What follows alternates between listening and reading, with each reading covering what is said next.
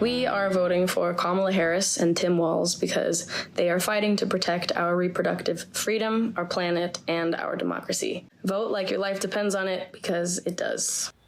Well, whether it's Billie Eilish, superstar Taylor Swift, Martha Stewart, you're seeing most of the celebrities out there that you follow throwing their support behind, drumroll please, Vice President Kamala Harris for president.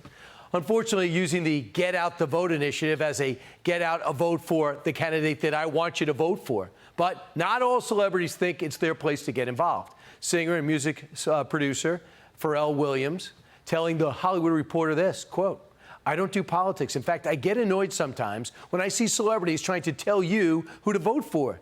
There are celebrities that I respect, that I have an opinion that I respect, but not all of them.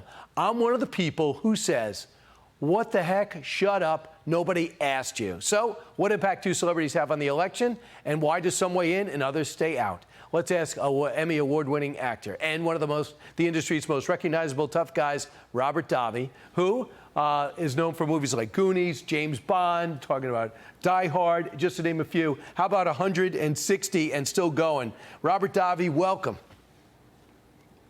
Thank you for having me, Brian, on One Nation. I guess, Robert, the first thing, I don't have to tell you that a lot of celebrities are weighing in this election cycle.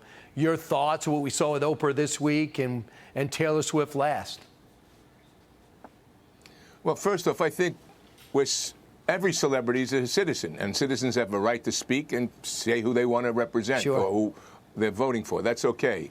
And a lot of the people are tremendously creative, and they should speak out. But there's a kind of disconnect from those celebrities, because I've been in Hollywood 46 years. I was there when there were conservatives like Sinatra, Jimmy Stewart, and Charlton Heston, and many others, and Johnny Carson. And there was a balance back then. As we know today, the media, there's no balance. You have people like Oprah, $3 billion. You've got Lady Gaga, $150 million. Chris Rock, $60 million. Meryl Streep, $200 million. Julia Roberts, $250 million. Ben Stiller, $200 million. Everybody going like this. So they're not the rank and file. They're not the Teamsters that actually make the sets work. That 60% of the Teamsters are for Donald Trump. So there's a huge disconnect in terms of money and the understanding of what the problems of our nation are. The left, the Democratic Party, has been hijacked by an extreme woke ideology from the left, as we've even seen from the AOC the other day, a comment on probably one of the biggest interesting combats against terrorism. She criticized that, and many of the left is doing that. It continues to do that. With the exploding pagers, with the exploding pagers and exploding walkie-talkies in Israel. She said there's a booby trap rule when it comes to UN lessons of war. I'm not sure what bar she learned that at, but it's not even true. So that type of thing. But for you, Robert, where do you stand? Well, I'm for Donald Trump. I've been for Donald Trump. The day he announced, I said Donald Trump was going to win. I wrote it on Breitbart. The day he came down the escalator in 2015, I understood it. Before many of the people, even on the Fox network, who were not for Trump initially and then became for Trump. Trump is as he says, common sense. His language is red, white, and blue. It's not color. Right. It's not white. It's red, white, and blue. What's good for America? And people comment on his style, on his, but that's Donald Trump. That's who he is. And he gets things done. And he's been the most misaligned politician in history. And most misaligned. I've heard stories about Donald Trump's generosity and his family's generosity for decades. I come from New York City. And you have detractors and you have people that understand what Donald Trump has done for America. And this whole left-wing demonization of the MAGA movement, which is Make America Great. What other politician brought in Robert Kennedy Jr.? They say threat to democracy.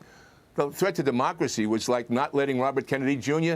have a debate on the Democratic Party. Point. But yet the Hollywood liberal, and let me tell you, the Hollywood liberal elite back in the day, Brian, used to revere Bobby Kennedy Jr. I was at the Riverkeeper Alliances with him, with many of the big-name celebrities that they're talking about, because of his clean water and his understanding of the ecology and everything else. And food. All of a sudden? Yeah. All of a sudden, he's persona non grata. Absolutely. So, Robert, with you personally, you're not saying, you say, this is where I stand.